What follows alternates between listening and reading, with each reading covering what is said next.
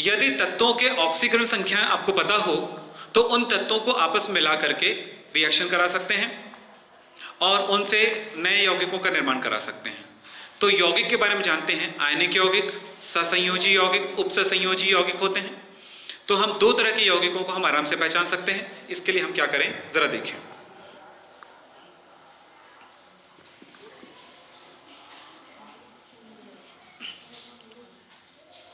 यौगिक यानी कि कंपाउंड,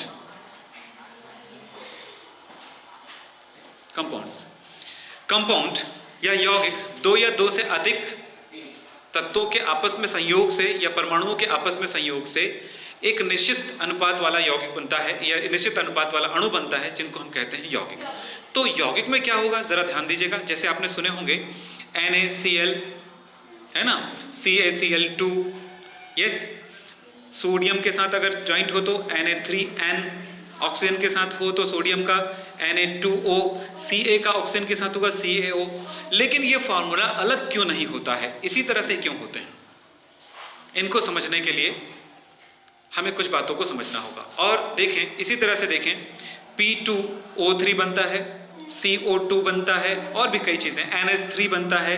ये कैसे बनता होगा, इसका फॉर्मूला सब में अलग अलग है। यानी कि आपको कई सौ फॉर्मूले याद करने पड़ते हैं। क्या हम सचमुच में फॉर्मूले याद करते होंगे? नहीं, बहुत सारी जगहों पर हम बिल्कुल फॉर्मूले याद ही नहीं करते हैं, हम सिस्टम समझते हैं। तो वो सिस्टम क्या है, उनके बारे में हम आपसे बातचीत करेंगे। अभी छोटी सी बातें पहले समझा दें, उसके बाद बातें करेंगे। यौगिक मुख्य रूप से दो प्रकार के आप जानते हैं। एक है आयनिक कंपाउंड,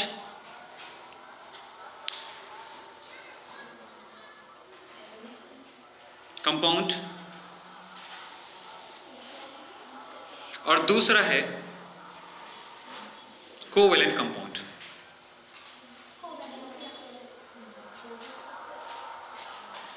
आयनिक यौगिक, ससंयोजी यौगिक। आयनिक यौगिक धनात्मक, विद्युत धनात्मक तत्व और विद्युत ऋणात्मक तत्व आपस में जुड़ेंगे तो आयनिक यौगिक बनेगा। विद्युत धनात्मक का मतलब होता है वो धातु होगा, जिसमें धन आवेश होता है वो धातु है। ध्यान रखिएगा, ये धन आवेश इसलिए आया इनमें कि ये सभी तत्व धातु होते हैं। हाइड्रोजन अपवाद है आपके। इसी तरह से यहां पर अपवाद कौन हो गया? बोरॉन। बाकी सब धातु तो है, यस। तो क्या होता है, मैंने क्या कहा, धन ऑक्सीकरण संख्या वाले सभी धातु होते हैं। एक धातु और दूसरा ऋण वाले कौन होते हैं? अधातु। जिसमें ऋण आवेश लगता है वो अधातु होते हैं।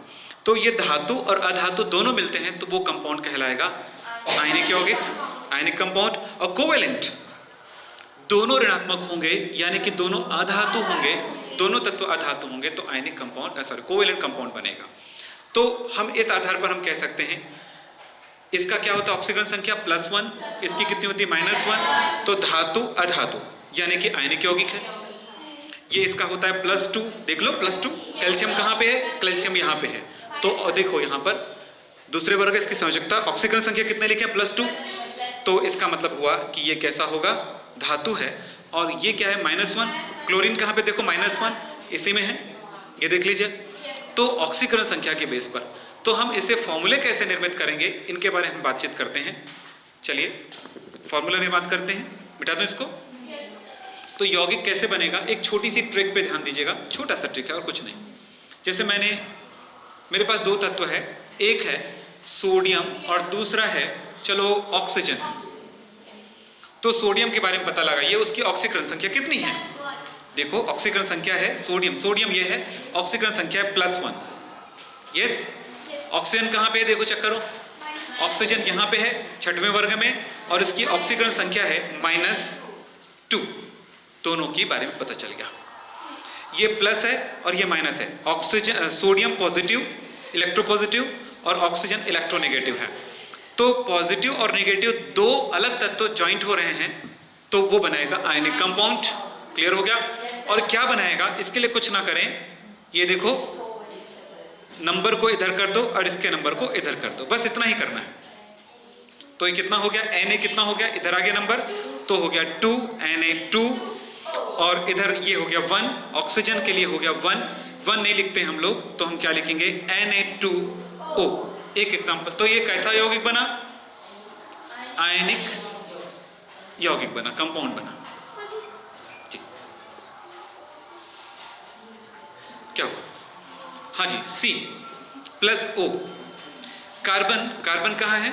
इस जगह पे है, और कार्बन की ऑक्सीकरण संख्या होती है, कार्बन है अधातु, तो मूल रूप से ऋणात्मक होती है ना? तो ऋण 4, ठीक है। और ऑक्सीजन का कितना है? ऋण 2। ये तो देख लिए थे ऊपर में। तब क्या होगा? दोनों ऋणात्मक है, मतलब ये बनाएगा सहसंयोजी यौगिक। क्लियर है? माइनस या प्लस ये बताता है, माइनस प्लस, कि वो कौन सी टाइप का यौगिक है और क्या यौगिक है, उसका फॉर्मूला है, ये बताता कौन है? उनमें उपस्थित ये नंबर। तो देखो ये इधर चला गया और ये इधर चला गया, क्या बना देखो तो?